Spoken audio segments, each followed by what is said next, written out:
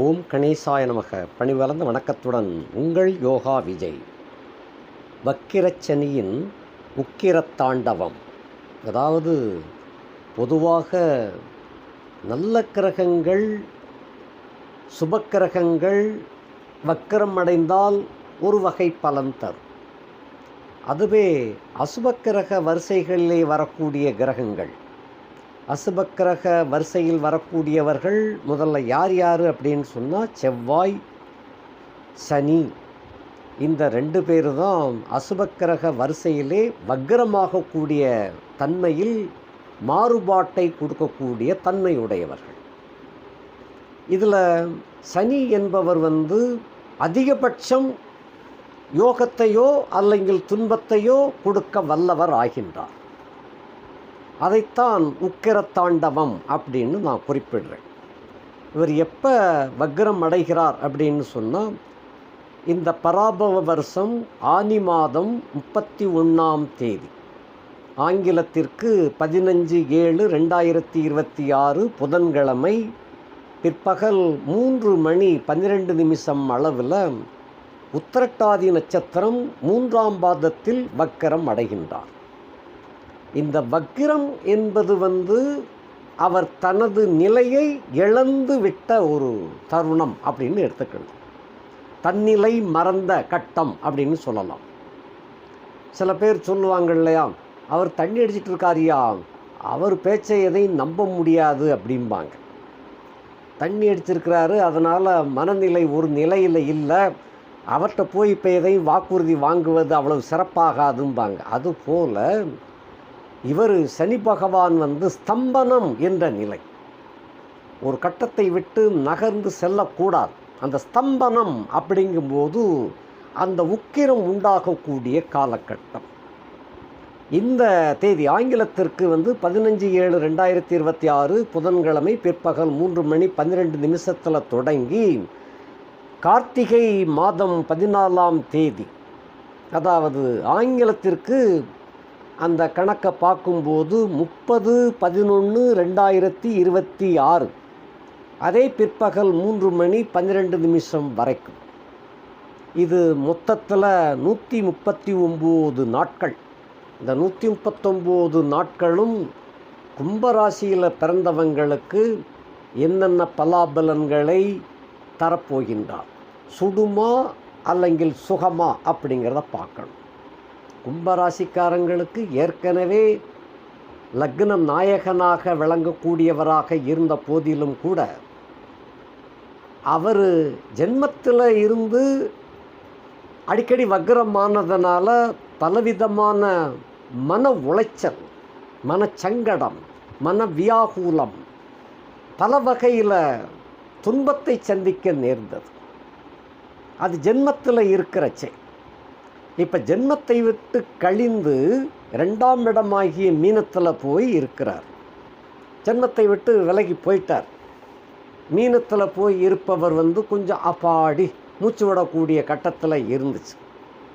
இருந்த இந்த காலகட்டத்தில் தான் அவர் வக்கிரம் அடைகின்றார். மார்ச் 6ஆம் தேதி அவர் போனார். அங்கே மார்ச் 6ஆம் தேதி போனவர் இந்த ஜூலை மாதம் 15ஆம் தேதி வக்கிரம் ஆக மாறிவிட்டார். இந்த வக்கிரம் என்ற நிலையில் வரும் பொழுது சுகத்தை கொடுப்பாரா, சுட வைப்பாரா அப்படிங்கிறது தான் கணக்கு. நாயகன் 2ஆம் இடத்திலே வக்கிரமடைந்து வருகின்ற காரணத்தினால, அதே போல் வீடு கொடுத்த குரு பகவான் அவரை பார்த்து கொண்டிருக்கின்ற காரணத்தினாலையும், சுடுதல் என்பதுக்கு அந்த உத்தனம் கொடுப்பது போல, ஐயா கங்கு சுற்றுச்சியா அப்படின்னா அந்த கங்கு சுட்ட இடத்துல உத்தனம் கொடுப்பாங்க. அது போன்ற ஒரு உத்தனம் கொடுக்கக்கூடிய நிலையாக உங்கள் ராசி நாயகன் 2ஆம் இடத்துல வக்கிரமாகி இருக்கின்றார்.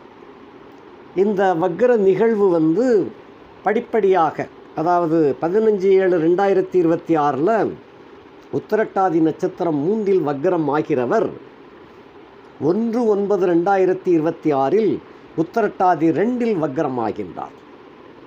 13/10/2026 உத்திரட்டாதி 1இல் வக்கிரமாகின்றார். நிறைவாக 30/11/2026 உத்திரட்டாதி 1ஆம் நட்சத்திரம் 1ஆம் பாதத்தில் வக்கர நிவர்த்தி அடைந்து விடுகின்றார். இதுதான் மொத்தம் 119 நாட்கள். இந்த வரிசையிலே வரும்பொழுது உங்களை பொறுத்தமட்டில் குருவின் பார்வை இருந்து கொண்டே தான் இருக்கும். கடைசியாக கிட்டத்தட்ட ஒரு குறிப்பிட்ட கட்டத்தில் குருவின் பார்வை மாறிவிடும். 20/10/2026 வரை குருவின் பார்வை கிட்டும். அதன் பின்னர் அந்த பார்வை விலகிவிடும். ஏன்னா குரு அதிசார ஓட்டமாக சிம்மத்துக்கு வந்துடுறார். சிம்மத்துக்கு வருகின்ற காரணத்தினால சனி தன்னிச்சையாகத்தான் அங்கே இருப்பார். குருவின் பார்வை கிட்டாது. அந்த சமயம் என்ன செய்யுங்கிறதையும் ரெண்டையும் பார்த்துரும். குருவின் பார்வையில் இருக்கிறதுனால அந்த சுடுபட்ட இடத்திற்கு ஒத்தனம் கொடுப்பது போல, அதாவது சங்கடப்பட்டவங்களுக்கு ஆறுதலாக அவர் வக்கரமாகி குருவின் பார்வையோடு விளையாடுகின்றார். அந்த விளையாட்டின் தன்மை உங்களை பொறுத்தமட்டில் நினைத்த காரியங்களில் பல தோல்விகளை சந்தித்து வந்தீங்க. அந்த 2ஆம் இடத்துக்கு போனதுக்கப்புறம் மீண்டும் தொழில், உத்தியோகம், வியாபாரம் எல்லாம் சூடுபிடிக்க தொடங்கிருச்சு. அப்போ அதாவது சூடுபிடிக்க தொடங்கிருச்சுன்னு சொன்னால் இந்த சூடு வேறு. இது அதிகபட்ச வேலைகள் அதிகமாக கிடைக்குது, வாய்ப்புகள் அதிகமாக கிடைக்கின்ற காரணத்தினால வருமானம் பெருகுது. ஏன்னா ரக்லேசனே 2ஆம் இடத்துல போய் இருந்துச்சுன்னு சொன்னால் வருமானம் பெருகத்தான் செய்யும். அதுவும் உபய வீட்டில் போய் இருக்கிறார். ஆகையினாலே உங்களை பொறுத்தமட்டில் இழந்துவிட்ட வருமானம் எல்லாம் மீண்டும் நல்லபடியாக வந்து சேரக்கூடிய காலகட்டத்தில் தான் வக்கரம் அடைகின்றார். அதே சமயத்தில் தன காரகன், தன ஸ்தானாதிபதியாக விளங்கக்கூடிய குரு பகவானுடைய பார்வை விழுகின்ற காரணத்தினால இன்னும் பல மடங்கு சம்பாத்தியம் கிடைக்கத்தான் செய்வார். அதில் ஒன்றும் வித்தியாசம் இல்லை. சம்பாத்தியம் மேலும் மேலும் பெருகும். இதனால் குடும்பத்தில் நீங்கள் அதிக செலவிட முடியாது. அந்த மாதிரி கணக்கு வரும். வருமானம் பெருகும். அந்த வேலை வாய்ப்பிலையோ தொழில் வியாபாரத்திலேயோ அதிக நாட்டத்தை செலுத்த வேண்டியிருக்கும். ஆகையினாலே குடும்பத்தை நீங்கள் சரிவர கவனிக்க முடியாது. இதுதான் அந்த வக்கரத்தினுடைய தன்மை. இதற்கு அடுத்தபடியாக குரு அதிசார ஓட்டமாக சிம்மத்துக்கு போகும் பொழுது உங்களை பார்ப்பார் குரு. அதே சமயத்தில் இந்த சனியை பார்க்க மாட்டார். அந்த காலகட்டத்தில் புதுவிதமான வாழ்க்கை உங்களுக்கு ஆரம்பமாகும். புதிய வாழ்க்கை அப்படின்னு சொன்னால் முற்றிலும் புதிய வாழ்க்கை. வீடு மாற்றம், தொழில் மாற்றம், உத்தியோக மாற்றம், வியாபார மாற்றம், எல்லாத்திலையும் மாற்றங்களை கொண்டு வந்து சேர்க்கக்கூடியதாக விளங்கப் போகின்றது. இனி நம்ம வரிசையாக பார்க்கலாம். 1ஆம் இடத்துக்கு 2ஆம் இடத்துல சனி வக்ரமாகி இருக்கின்ற காரணத்தினால உங்களுடைய ரொம்ப கால கனவுகள் ஒன்று நனவாகக்கூடிய கட்டத்தை கொடுப்பார். ரொம்ப காலமாக ஒரு காரியத்தை நினச்சிக்கிட்டு இருக்கிறீங்க. அந்த காரியம் பல வகையாக உங்களை விட்டு விலகித்தான் போய்கிட்டு இருந்துச்சே தவிர பக்கத்தில் வருவனா அப்படிங்குது. நீங்களும் துரத்திக்கிட்டே போகிறீங்க, அது ஓடிண்டே இருக்குது. அப்படிப்பட்ட நிலையில் உள்ள ஒரு காரியம் இந்த வக்கரகால கட்டத்தில், அதாவது இந்த 139 நாட்களில் ஏதாவது ஒரு கட்டத்தில் அது உங்கள் கைவசமாகும். அந்த மாதிரியாக இருக்கின்றது. அதே போல் கௌரவம் சிறப்பாக விளங்கும். பொதுவாகவே உங்கள் வாழ்க்கை துன்பகரமான வாழ்க்கை 80% இருக்கும். 20% தான் சுகம் உடையவர்கள். அதனால் ஏகப்பட்ட நண்பர்கள் கும்பராசி இல்லை சாமி, துன்பராசின்னு சொல்லியிருக்கிறாங்க. அது நானும் சில இடங்களில் அந்த மாதிரி உங்களுக்கு இப்படியெல்லாம் இருக்குங்கிறதுனால சொல்லியிருப்பேன். ஆனாலும் கூட உங்களுடைய தனிப்பட்ட வகையிலே உள்ள கௌரவம் எப்பயுமே குறையாது. 80ல் 100% துன்பங்களை அனுபவிக்கும் போது கூட உங்களுடைய இயல்பு கௌரவம் என்பது ரொம்ப சிறப்பாகத்தான் இருக்கும். யானை படுத்தாலும் குதிரை மட்டம் வாங்க, அதுபோல் உள்ளது தான் உங்களுடைய வாழ்க்கை. ஈசன் பிள்ளையாச்சே. ஆகையினால எந்த தருணத்தில் நீங்கள் விழுந்தாலும் உங்களுடைய கௌரவம் எப்போதும் ஒட்டி கொண்டே தான் இருக்கும். அதில் எப்பயுமே உங்களுக்கு ஈடு இணை கிடையாது. அடிப்படை கௌரவம் எப்பயும் சிறப்பாக விளங்கும். அந்த காலகட்டத்தில் உள்ள நிலையில் சனியினுடைய ஆதங்கம் மிகச் சிறப்பாக வேலை செய்யுது. இப்போ வக்கரம் பெற்ற சனி அப்படிங்கிற காரணத்தினால கௌரவம் இப்பொழுது மும்மடங்கு பெறும். உங்களை கேட்பாரற்று கிடந்த உங்களுக்கு ஒரு புதிய வாழ்க்கை அமையப் போகின்றது. அப்படிப்பட்ட ஒரு நிலைப்பாடு சம்பாத்தியத்தில் கொடிகட்டி பறக்க போறீங்க. 2ஆம் இடத்திற்கு 1ஆம் இடத்திலே அந்த சனி வக்கரித்திருக்கின்ற காரணத்தினால பணம் பல வழிகளில் வந்து சேரும். உங்களுக்கு இயல்பாக ஏற்பட வேண்டிய வரவேண்டிய வரவுகள் பல வகையிலும் தடைபட்டு போயிருந்துச்சு. இப்போ தான் கொஞ்சம் கொஞ்சம் வருது. இந்த வக்கர காலகட்டத்தில் பன்மடங்கு பெருக்கெடுத்து வரும். அதாவது அருவி வெள்ளம் பாய்ந்தது போல உங்களை பொறுத்தமட்டில் உங்களுடைய சிம்பல் கும்பராசியை பொறுத்தமட்டில் இயற்கை வளம், நீர்வீழ்ச்சி இவைகள்லாம் உங்களுக்கு யோகத்தை கொடுக்கக்கூடிய ஒரு சிம்பல். அந்த நீர்வீழ்ச்சி போல உங்களுக்கு பண வரவுகள் பெருக்கெடுத்து வரக்கூடிய ஒரு காலகட்டமாக இது விளங்கும். அப்படிப்பட்ட ஒரு அருமையான கட்டம். அந்த 2இல் சனி வக்கரிச்சிருக்கிறதுனால உங்கள் சொந்த குடும்பத்தை இப்பொழுது பராமரிக்கக்கூடிய கட்டம் உங்களுக்கு வாய்ப்பு கிடைக்காது. ஏனென்றால் தொழில், வியாபாரம், உத்தியோகம் என்று ஓடிக்கொண்டிருப்பீர்கள். இதைத்தானே நாம் ரொம்ப நாளாக எதிர்பார்த்தோம் இந்த சந்தர்ப்பத்திற்காக அப்படின்னு சொல்லி காற்றுள்ள போதே தூற்றிக்கொள்ள வேண்டும் என்று சில பேர் வெளிநாடு பிரயாணத்துக்கு ஓடிடுவாங்க. அங்கே சம்பாத்தியம் அதிகமாக கிடைக்கும், அதனால் வெளிநாட்டுக்கு போயிடுவாங்க. நல்ல சம்பாத்தியம் கிடைக்கும், நல்ல சம்பாத்தியம் கிடைக்கும், அங்கே நல்ல பெண் நட்பும் கிடைக்கும். இந்த மாதிரி தான் கும்பத்துக்கு இப்போ அமைஞ்சிருக்கு. தனம், குடும்பம், வாழ்க்கை ரொம்ப சிறப்பாக விளங்கும். 3ஆம் இடத்துக்கு 12ஆம் இடத்துல வக்கரிச்சிருக்கின்ற காரணத்தினால பிற மாதர் தொடர்பு வலுவடைந்து விடும். ஏற்கனவே சில பெண்கள் தொடர்புகள் உங்களுக்கு உண்டு. அதில் ஒரு பெண் மட்டும் உங்களை நிரந்தரமாக சொந்தமாக்க முயற்சி பண்ணிக்கிட்டு இருக்கின்ற இந்த வேளையில் அந்த லிவிங் டுகெதர் அப்படின்னு வரக்கூடியதில் செட்டில்மெண்ட் ஆயிரும். நிலையான மனைவி அப்படிங்கிற அந்தஸ்தை கொடுக்கக்கூடிய ஒரு வாய்ப்பாக விளங்கிவிடும். அதே போல் காம சுகம் அதிகமாக, தாம்பத்திய சுகம் எல்லாம் நிறைய கிடைக்கக்கூடிய ஒரு வாய்ப்பை அது கொண்டு வந்து சேர்க்கும். நல்ல உணவு, நல்ல சுகபோகம், ஆடம்பரமான வாழ்க்கை அமையக்கூடியதாக விளங்கும்.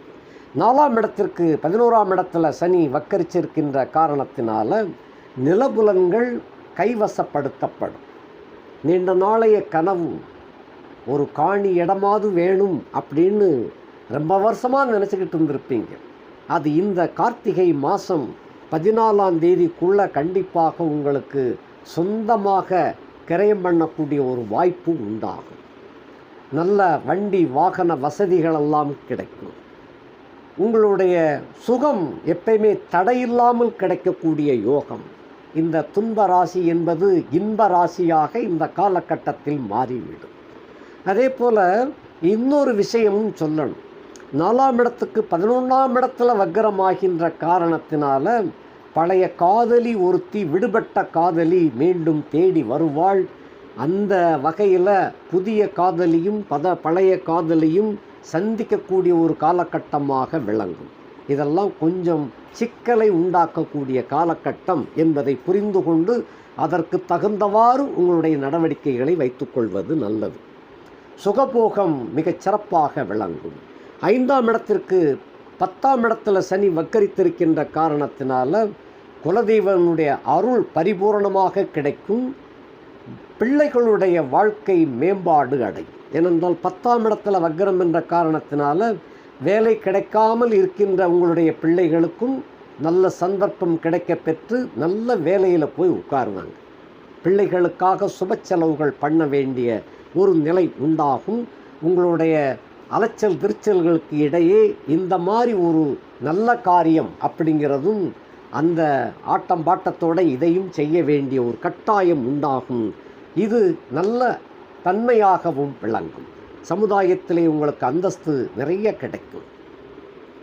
அதுபோக சொந்த பந்தங்கள் எப்பயுமே உங்களை ஒரு மாதிரியாக பார்த்துக்கிட்டு வந்திருப்பாங்க. இந்த காலகட்டத்தில் சொந்த பந்தங்கள் உங்கள் தயவை நாடி வரக்கூடிய காலகட்டமாக விளங்கும். 6ஆம் இடத்திற்கு 9ஆம் இடத்துல சனி வக்கரித்திருக்கின்ற காரணத்தினால கடன், சத்துரு, நோய் கட்டுப்பாட்டுக்குள் இருக்கும். நோய்கள் முற்றிலும் ஒழியக்கூடிய ஒரு வாய்ப்பு உண்டாகும். 7ஆம் இடத்திற்கு 8ஆம் இடத்துல அந்த சனி வக்கரித்திருக்கின்ற காரணத்தினால கணவன் மனைவி பேதங்கள் உண்டாகக்கூடிய ஒரு காலகட்டம். ரொம்ப கவனமாக நடக்காவிட்டால் சில பேருக்கு மனைவி கோச்சிக்கிட்டு போகக்கூடிய கட்டங்கள்லாம் இருக்குது. கவனமாக இருக்க வேண்டும். பிற மாதர் தொடர்பும் உங்களுக்கு வலுவடையும் என்ற காரணமாக இருக்கின்ற காரணத்தினால மனைவி உங்களை விட்டு போகாமல் இருப்பதற்கு உரிய நடவடிக்கைகளோடு இருங்கள். ஏனென்றால் உங்களை நம்பி வந்த மனைவி அவள் உங்களை விட்டு போகாமல் இருப்பதற்கு பொறுமை காப்பது நல்லது. அந்த மாதிரி செயல்படுவது சிறப்பு. ஆகையினாலே மனைவி இருந்தால்தான் உங்களுக்கு மரியாதை. ஆகையினால இதனை ரொம்ப நுணுக்கத்தோடு நல்லபடியாக வைத்துக்கொள்வது நல்லது. நண்பர்கள் கூட்டம், பழைய நண்பர்கள் தேடி வரக்கூடிய காலகட்டம். கூட்டு வியாபாரத்தில் கொஞ்சம் சிக்கல் ஏற்பட்டு விலகும். 8ஆம் இடத்திற்கு 7ஆம் இடத்துல சனி வக்கரித்திருக்கின்ற காரணத்தினால போக்குவரத்தில் ரொம்ப கவனமாக இருக்க வேண்டும். ஆனாலும் ஆயுள் கெட்டி சில நண்பர்கள் யோஜனையை கேட்பது தவிர்த்துவிட்டு குடும்ப விஷயங்களை பிரத்தியாரோடு பகிர்ந்து கொள்ளாமல் இருப்பது நல்லது. குடும்ப சமாச்சாரங்களை நல்ல உற்ற தோழன், உயிர் தோழனாக இருந்தாலும் கூட பகிர்ந்து கொள்ளப்படாது. அந்த மாதிரி இருந்தீங்கன்னா நல்லது. அடுத்து 9ஆம் இடத்திற்கு 6ஆம் இடத்திலே இருக்கின்ற காரணத்தினாலே தோப்பனாருக்கு ஏற்பட்ட நோய் நொடிகளெல்லாம் விலகிவிடும். தோப்பனாருக்கு நல்ல ஆரோக்கியம் கிடைக்கும். தோப்பனார் வழி உறவுகள் பகையாக இருந்ததெல்லாம் மீண்டும் உறவாக வரக்கூடிய ஒரு அருமையான யோகம் காத்திருக்கின்றது. இது போக உங்களுடைய சுகம் தடைபடாமல் முழுமையாக சுகத்தை பெறக்கூடிய ஒரு வாய்ப்பு உண்டாகும். 10ஆம் இடத்திற்கு அவர் 5ஆம் இடத்துல சனி வக்கரித்திருக்கின்ற காரணத்தினால பழைய வேலைகளெல்லாம் புதுப்பிக்கக்கூடிய கட்டமாக விளங்கும். ரொம்ப மறந்து போய்விட்ட சில பழைய வேலைகளெல்லாம் மீண்டும் திரும்ப சேரும்.